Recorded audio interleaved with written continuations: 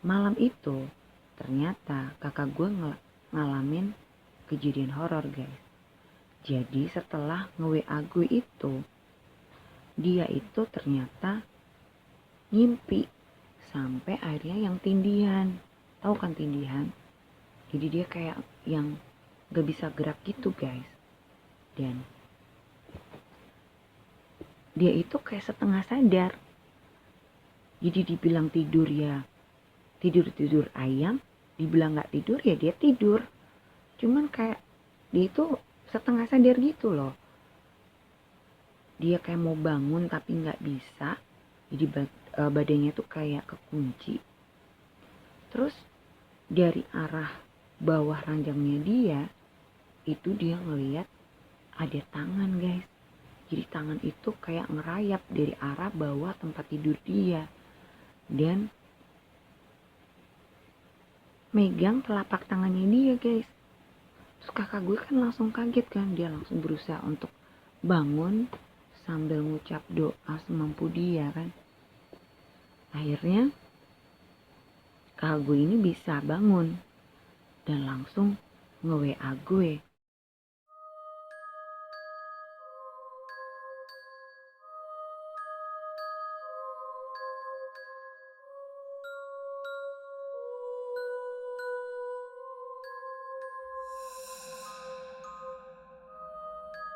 Halo guys, ketemu lagi bareng gue Adele di channel Real Horror Story. Dimana di channel ini akan menceritakan tentang kisah-kisah mistis berdasarkan pengalaman nyata atau real story. Dan sebelum gue lanjut, silakan klik tombol like dan juga subscribe bagi kalian yang belum subscribe. Dan juga klik tombol lonceng supaya kalian akan mendapatkan notifikasi jika ada video-video terbaru dari Real Horror Story. Dan juga jangan lupa untuk komen serta share jika kalian suka dengan channel gue ini.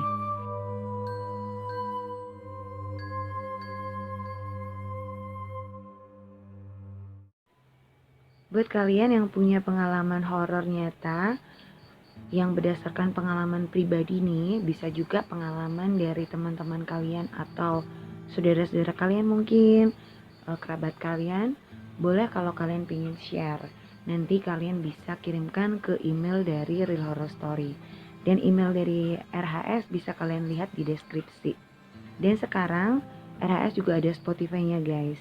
Namanya sama Real Horror Story. Nanti link Spotify dari RHS juga bisa kalian lihat di deskripsi.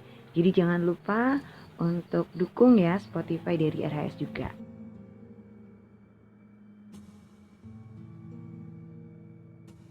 Di episode kali ini gue bakalan ceritain sebuah pengalaman horor yang pernah dialamin oleh salah seorang kakak gue. Dimana kakak gue ini berdomisili di Jakarta. Nah kisah ini terjadi sekitar 5 atau 6 tahun yang lalu. Dia masih tinggal di daerah Jakarta Selatan ya waktu itu. Dan kakak gue ini saat itu masih bekerja di salah satu perusahaan di mana dia tuh sering lembur. Sehingga dia sering pulangnya tuh udah malam guys, sampai di kosan. Kadang dia pulang itu udah jam 9 malam atau bahkan sampai jam 10 malam itu dia baru sampai di kos. Saat dia kerja di perusahaan itu ya, karena dia sering pulang malam, nah kakak gue ini punya kebiasaan buruk gitu.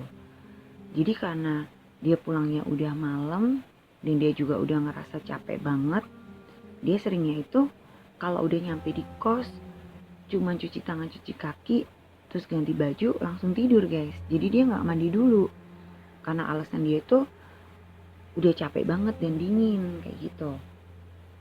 Pernah sih gue bilang, kenapa kok gak rebus air dulu buat mandi?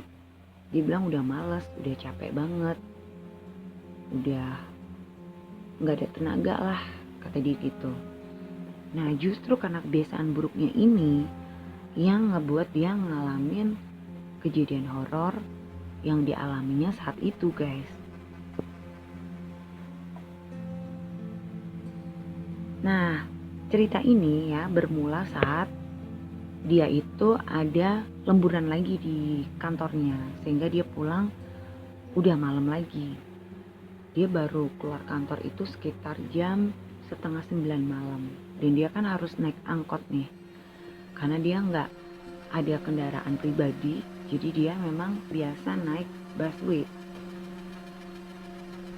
Setelah nyampe di daerah kosannya, itu arah menuju rumah kosnya itu gangnya tuh sempit, jadi kayak gang tikus gitu, guys, dan hanya bisa dilalui satu motor dan juga pejalan kaki. Jadi kalau mobil tuh nggak bisa masuk.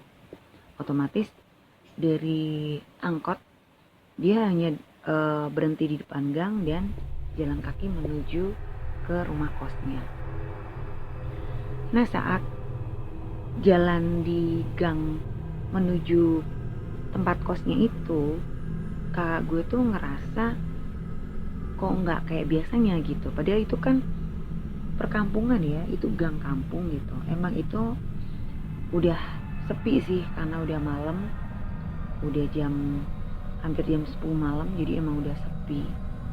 Tapi biasanya dia ngerasa aman-aman aja di situ karena ya itu kampung gitu kan, kampung yang padat penduduk gitu. Cuman malam itu dia ngerasa kok kayak nggak enak. Dia ngerasa kayak ada yang merhatiin dia dan kayak ada yang ngikutin dia di belakang gitu.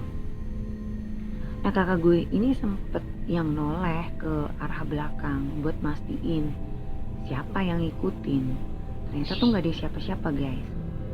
Dan emang jalanan waktu itu tuh sepi banget. Jadi jalan di gang itu sepi, nggak ada ya aktivitas penduduk lah malam itu. Nah, karena kakak gue ini dia parno, takutnya itu kalau ada begal atau ya ada orang-orang jahat lah yang berniat tidak baik gitu kan.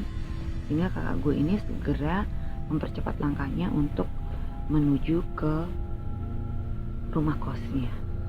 Akhirnya dia sampai di tempat kosnya kan dengan selamat ya. Terus dia langsung masuk ke kamar, dan dia sebelum berangkat tidur dia seperti biasa cuci tangan dan cuci kaki, kemudian ganti baju dan langsung tidur. Dia nggak mandi dulu gitu. Nah,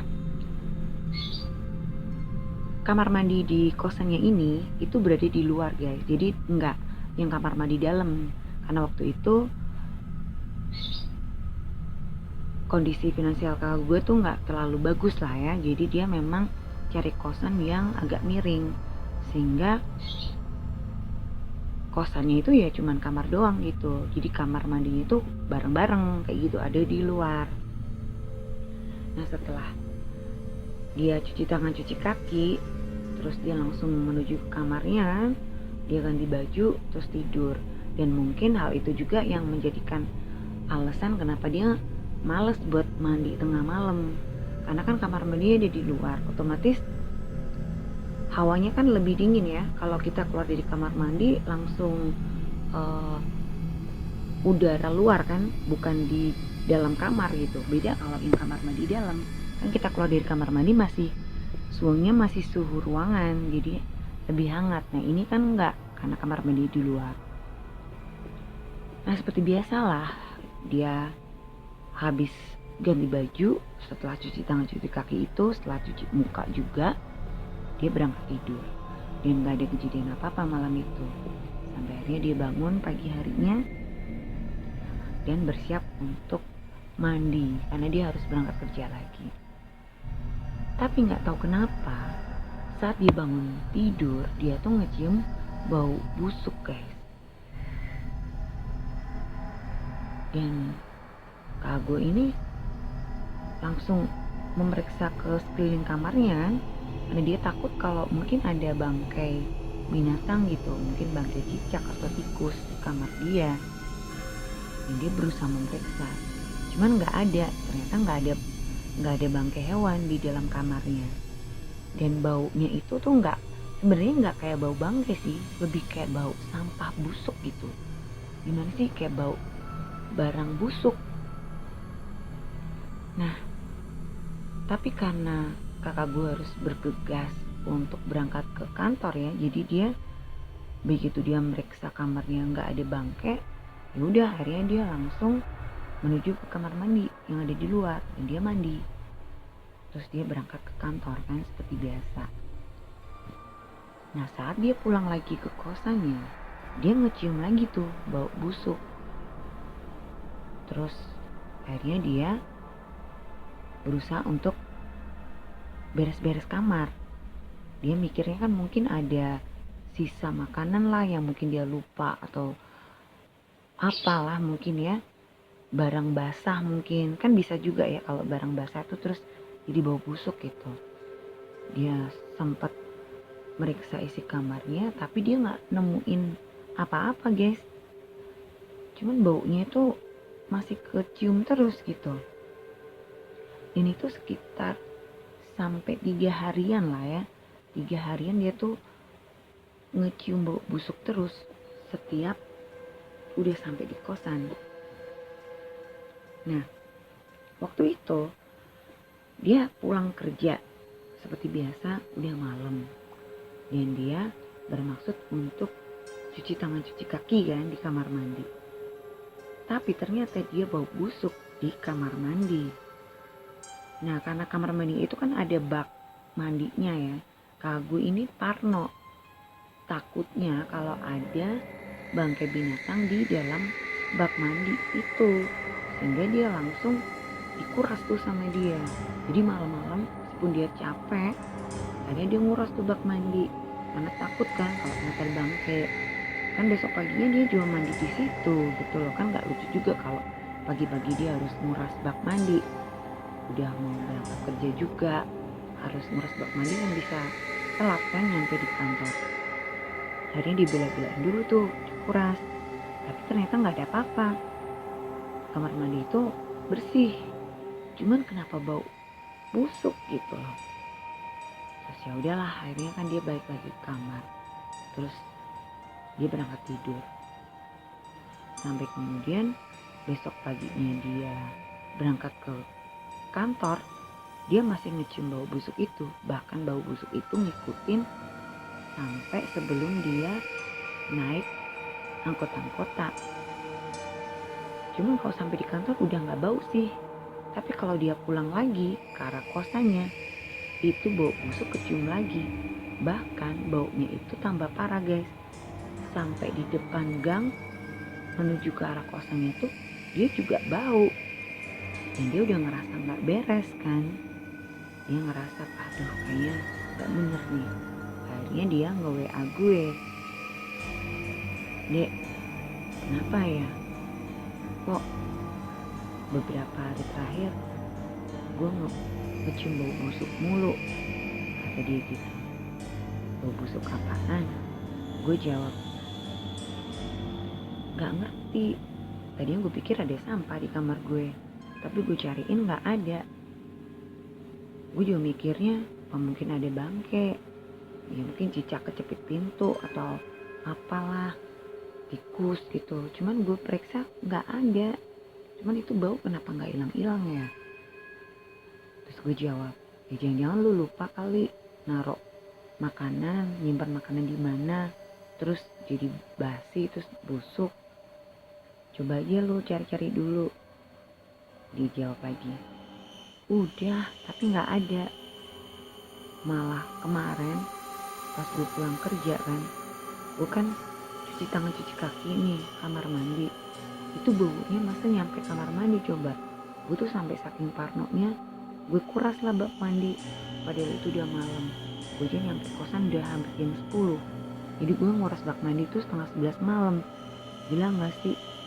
Sebenernya gue capek, tapi gue parno. Ntar jangan-jangan ada bangkai di dalam bak, mampus dong gue.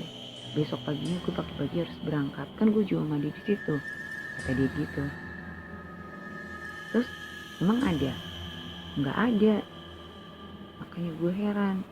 kenapa baunya itu malah tambah kayak semakin tajam gitu. Malah yang tadi cuman di kamar, ini tuh udah nyampe di gang. Cuman anehnya kalau sampai di kantor nggak bau sih, cuman kalau ke arah mau ke kosan aja. Terus gue diem, gue bilang kan, nah lu sih makanya kalau pulang itu mandi, gue bilang kayak gitu. Iya, lo nggak ngerti, kosan gue dingin banget kali, kalau gue mandi gue bisa sakit, gue takutnya malah masuk angin, yang rebus air lah, gue bilang gitu kan. Aduh, udah nggak ada tenaganya. Tapi kan gue kangen cuci kaki kali, gue juga ganti baju, gue juga udah cuci muka juga kok, kata dia gitu. Ya kan beda sama mandi, mandi mah mandi, kalau itu kan cuman cuci tangan cuci kaki doang, gue bilang kayak gitu. Nah akhirnya percakapan kami di WA itu terhenti karena emang udah malam kan, gue juga udah ngantuk dan dia juga mau tidur. Terus gue cuma sempat bilang, ya udah coba kalau pas lu libur lu bongkarin semuanya, siapa tahu ada makanan atau ada barang busuk yang nyelip, yang mungkin lu nggak ngeh aja, gue bilang kayak gitu. Terus ada dijawab, ya udahlah besok kalau gue libur gue coba bongkar-bongkar. Nah malam itu ternyata kakak gue ngalamin kejadian horor guys. Jadi setelah nge-WA gue itu, dia itu ternyata ngimpi sampai akhirnya yang tindihan. Tahu kan tindihan? Jadi dia kayak yang gak bisa gerak gitu guys. Dan dia itu kayak setengah sadar. Jadi dibilang tidur ya tidur ayam, dibilang gak tidur ya dia tidur. Cuman kayak dia itu setengah sadar gitu loh. Dia kayak mau bangun tapi gak bisa. Jadi badannya tuh kayak kekunci. Terus dari arah bawah ranjangnya dia, itu dia ngeliat ada tangan guys. Jadi tangan itu kayak ngerayap dari arah bawah tempat tidur dia. Dan megang telapak tangannya dia guys. Terus kakak gue kan langsung kaget kan. Dia langsung berusaha untuk bangun sambil ngucap doa semampu dia kan.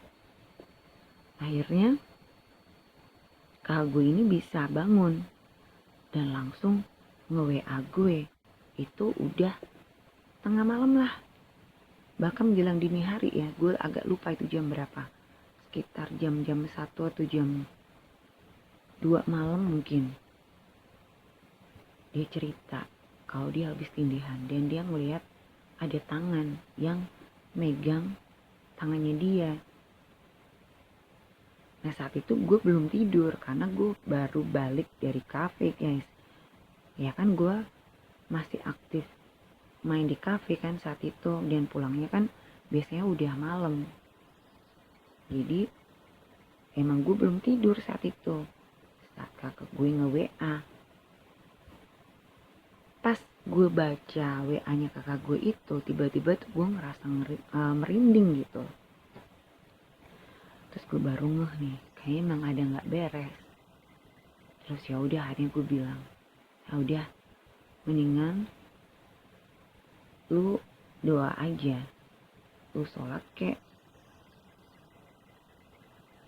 biar lu dilindungin, gue bilang kayak gitu. Ntar gue bantuin doa dari sini. Nah setelah gue ngomong kayak gitu kan di WA, terus gue bantu nih doa kakak gue kan. Nah saat gue doa itu, gue kan doanya setengahnya sambil kayak meditasi gitu ya. Di meditasi gue itu, gue ngelihat ada sosok perempuan berdiri tepat di depan pintu kamarnya kakak gue. Sosok ini tuh kayak biasa aja pakaiannya sih sebenarnya. Dia rambut panjang dan rambutnya itu setengahnya nutupin muka dia. Tapi setelah gue perhatiin bener-bener, ternyata mukanya dia itu hancur separuh guys. Jadi separuhnya utuh, separuhnya itu udah busuk, hancur lah berdarah gitu. Gue langsung kenapa kakak gue ini sering ngebau busuk. Ternyata itu dari sosok ini guys. Karena sosok ini kan penampakannya separuh wajahnya itu busuk. Dan dia itu berdiri tepat di depan pintu kamarnya kakak gue. Emang gak masuk di dalam. Jadi berdiri aja, posisinya tuh ngadap ke arah pintu gitu. Jadi ngadap ke arah dalam. Terus selesai gue meditasi, gue nge-WA kakak gue lagi. Lu ngerti nggak? Di depan pintu kamar lu ada hantunya. Langsung kakak gue tuh ngebales, anjir, lu jangan bilang gitu dong. Gue langsung merinding nih, kata dia gitu. Beneran, gue bilang gitu. Gue tadi waktu meditasi, gue ngelihat ada sosok perempuan berdiri persis di depan pintu kamar lu. Dan perempuan ini mukanya hancur separuh. Mungkin lu bau busuk itu ya dari mukanya dia yang hancur separuh itu. Dia langsung bilang, buset, terus gue harus ngapain dong? Oh, lu gak nakut-nakutin gue aja. Terus gue bilang, di kamar lu ada garam kan? Ada air nggak? Air minum. Udah nggak apa-apa, ambil aja tuh, taruh di dalam gelas. Jadi lo ambil air segelas, kasih garam, terus lo doain deh, lo bacain Al-Fatihah sama ayat kursi. Lo bacain 3 kali ayat kursinya. Kalau udah, lo ciprat-cipratin tuh ke dalam kamar. Terus ke depan pintu kamar lo. Enggak, takut gue. Enggak apa-apa. Ntar kalau gue buka pintu, gue lihat gimana? Enggak bakalan lo lihat. Udah, pokoknya begitu lo buka pintu kamar, lu siramin aja depan pintu kamar. Gue bilang kayak gitu. Ntar tau-tau gue mau dicekik lagi. Ya lu gak usah mikir macem-macem lah, gue bilang gitu. Udah pokoknya gitu aja. Kalau pengen dia pergi, kalau pengen dia tetap di situ ya terserah lu. Gue bilang kayak gitu guys. Nah akhirnya kakak gue nurut kan. Dia ambil air sama garam dan dia bacain doa. Dan dia ngelakuin apa yang gue suruh. Terus emang bener guys, habis itu bau busuk itu hilang. Sampai beberapa hari kemudian. Tapi selang sekitar 3 hari kemudian itu kakak gue ngecium bau busuk lagi. Jadi kayaknya sosok perempuan ini balik lagi guys. Nah akhirnya gue konsultasi nih ke temen gue yang kebetulan emang dia itu adalah praktisi supernatural lah gitu. Jadi dia lebih lebih mumpuni lah ya intinya. Kalau gue kan hanya indigo ya, gue nggak buka praktek kayak gitu. Kalau temen gue ini emang bener-bener dia ya aliran kejawen juga. Jadi dia memang praktisi supranatural gitu. Akhirnya gue bilang ke temen gue ini, gue ceritain. Terus temen gue ngomong, kalau sebenarnya sosok ini itu tadinya ketemu sama kakak gue nggak sengaja di jalan arah menuju ke kosannya kakak gue emang. Jadi kan kakak gue ini biasa turun dari busway kan, dari angkot di depan jalan gitu. Terus dia jalan kaki menuju ke arah kosannya dia. Nah kebetulan saat dia turun dari busway itu, sosok ini ada di pinggir jalan. Dan dia ngeliat kakak gue dan dia suka, makanya dia ngikutin. Jadi sosok ini itu dulu meninggal, kayaknya sih meninggalnya karena kecelakaan ya guys. Tapi dia mungkin belum tenang, atau mungkin dia nggak ikhlas dengan kematiannya sehingga dia gentayangan. Nah tapi dia tuh suka sama kakak gue, jadi dia pengen ikut gitu loh. Terus teman gue ngomong sama gue kan, sebenarnya cewek ini tuh kepengen ngikut kakak kamu, dan kalau dia ngikut kakak kamu sih sebenarnya malah kakak kamu dilindungin sih sama dia. Bahkan kalau ada orang yang jahat sama dia bisa dibantai tuh sama tuh cewek, kata temen gue. Terus gue bilang, tapi mas, sosok ini kan malu gentayangan, lagian dia mukanya rusak loh, kan gak bagus biasanya kalau auranya hancur kayak gitu.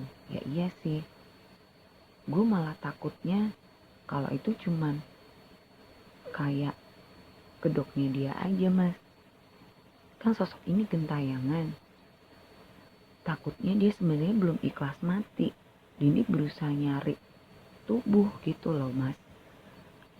Aku malah takutnya seperti itu. Ya emang awal-awal dia ngikutin kakakku, nanti dia bisa ngelindungin ya, mungkin dia memang benar dia ngelindungin kakak aku, dia ngejagain. Tapi takutnya kalau dia berusaha untuk nguasain badannya kakak aku, kan malah bahaya. Terus temen gue bilang, iya sih emang bener, cerdas juga kamu, kata dia gitu. Terus gimana nih? Nah itu dia, sebenarnya beberapa hari yang lalu gue udah berusaha ngusir, tapi ternyata nih cewek balik lagi mas, kayaknya nggak mempan itu ya. Coba dong mas dibantuin, gimana nih solusinya. Terus akhirnya teman gue bilang, ya udah ntar malam coba gue meditasi, gue coba tembus si cewek ini, semoga bisa. Nanti gue nego ke dia lah biar dia ngejauh dari kakaknya kamu, kata temen gue gitu. Singkatnya, temen gue ini akhirnya meditasi malam harinya gitu, dan dia berusaha untuk komunikasi dengan sosok makhluk astral yang ngikutin kakak gue ini. Nah keesokan harinya si temen gue ini kan nelpon gitu ya, dia nyuruh gue pergi ke rumah dia gitu. Akhirnya siangnya gue pergi ke rumah temen gue ini untuk ngebahas lah hasil dari meditasinya dia semalam. Terus dia bilang kalau dia udah berusaha untuk negosiasi lah dengan makhluk astral ini. Intinya dia udah ngelarang si cewek ini untuk ngikutin kakak gue. Dan kata dia sih setelah perdebatan yang cukup alot gitu, akhirnya si cewek ini mau untuk ngejauh dari kakak gue, tapi dia bermaksud untuk memberikan kenang-kenangan gitu ke kakak gue. Ya mungkin berwujud benda ya, tapi gue nggak tahu itu bendanya apa. Biasanya sih ya bisa berupa batu atau mungkin keris kayak gitu. Terus teman gue bilang, gimana nih enaknya, kasih nggak, maksudnya kita terima nggak? Gue langsung bilang, jangan, nggak usah, gue bilang gitu. Kenapa?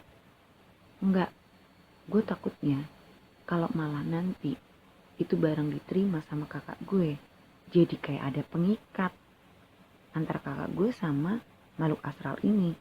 Nanti Madi bisa datang dong karena ada barangnya dia di kakak gue. Terus teman gue manggut-manggut, iya juga, jadi gimana, gak usah aja, kita tolak aja. Iya mas, tolak aja lah, intinya aku pengen tuh cewek jangan ngedeket lagi lah sama kakak gue. Ntar gue bantuin buat magerin kakak gue supaya gak diganggu sama cewek ini. Nah tugasnya kamu buat ngusir cewek ini supaya enggak ngeganggu kakakku gitu. Nah akhirnya gue sama temen gue ini sepakat kan untuk ritual lagi lah malam harinya gitu. Dan malam harinya teman gue ini meditasi lagi untuk ya istilahnya ngusir lah ya, ngusir si cewek ini gitu supaya pergi, supaya ngejauh dari kakak gue. Dan gue juga meditasi malam itu untuk magerin kakak gue supaya enggak dideketin sama si sosok makhluk astral ini. Singkatnya akhirnya kita berhasil guys gitu. Jadi si cewek ini akhirnya setuju untuk menjauh lah dari kakak gue. Dan kakak gue juga udah berhasil gue pagerin gitu. Intinya biar dia nggak dideketin lagi lah sama si sosok cewek makhluk astral ini kayak gitu. Terus gue nanya kan ke kakak gue, lu gimana sekarang, masih bau busuk nggak? Udah enggak kayak gitu. Terus lu masih ngerasa kayak ada yang ngawasin lu nggak? Udah enggak sih, so far udah aman. Ya udah syukur. Makanya besok lagi kalau lu pulang kerja, lu usahain mandi deh. Iya, kalau emang lu ngerasa dingin ya seenggak-enggaknya lu basahin lu badan lu. Jangan cuma cuci tangan cuci kaki doang. Intinya lu basahin, lu bersihin badan lu. Lu mau cuman kayak dibasuh doang juga nggak apa-apa gitu, nggak yang harus diguyur. Yang penting lu bersihin lu seluruh badan biar kalau ada kotoran-kotoran yang nempel tuh hilang, dan juga kalau ada aura-aura yang jelek itu juga hilang kayak gitu. Akhirnya kakak gue nurut, dan alhamdulillahnya sampai detik ini udah nggak pernah diganggu lagi guys sama makhluk astral itu. Jadi gini ya guys, kenapa gue suruh kakak gue itu untuk ambil air dan juga garam. Nah, filosofinya adalah air itu kan membersihkan gitu loh. Air itu tuh membersihkan. Makanya kenapa makhluk astral itu takut dengan air, apalagi air yang sudah dibacakan doa. Karena secara fungsi aja air itu kan sebenarnya untuk membersihkan ya. Kita mandi juga pakai air, kita nyuci pakai air, ya kan, benar nggak? Nah, karena makhluk astral ini berbau busuk, berarti ibaratnya dia kotor. Karena air ini bersih, jadi dia takut gitu loh. Jadi karena dia ibaratnya kotoran yang harus dibersihkan, makanya gue minta kakak gue ambil air. Dan kenapa disuruh pakai garam? Karena garam ini bersifat untuk menetralisir ya segala yang negatif seperti itu.